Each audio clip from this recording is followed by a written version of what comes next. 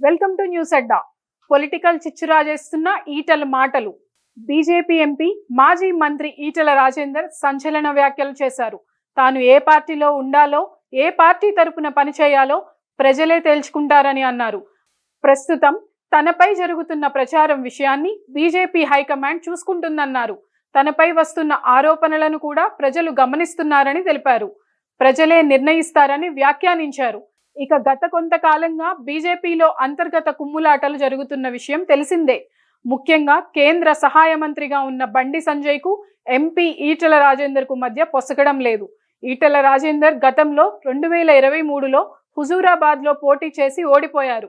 అనంతరం గత ఏడాది జరిగిన పార్లమెంట్ ఎన్నికల్లో బీజేపీ తరపున మల్కాజ్గిరి నియోజకవర్గం నుంచి పోటీ చేసి విజయం దక్కించుకున్నారు.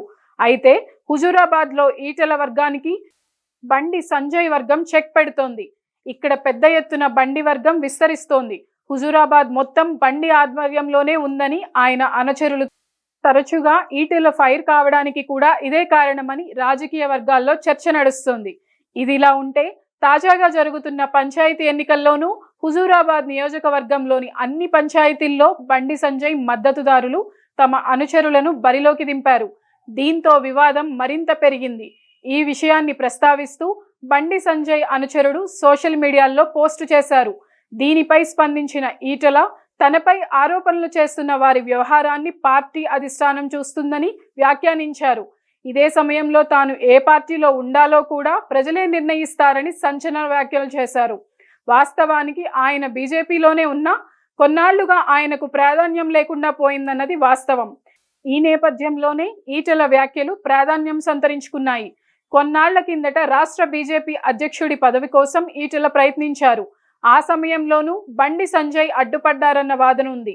అదేవిధంగా తన సొంత నియోజకవర్గం హుజూరాబాద్లోనూ ఈటలకు ఇబ్బందులు సృష్టిస్తున్నారన్న వాదన ఉంది.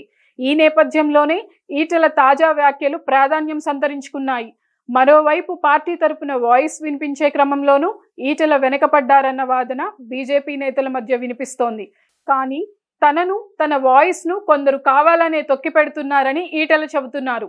మొత్తంగా బండి వర్సెస్ ఈటల మధ్య జరుగుతున్న రాజకీయ పోరు ఎటు మలుపు తిరుగుతుందో చూడాలి.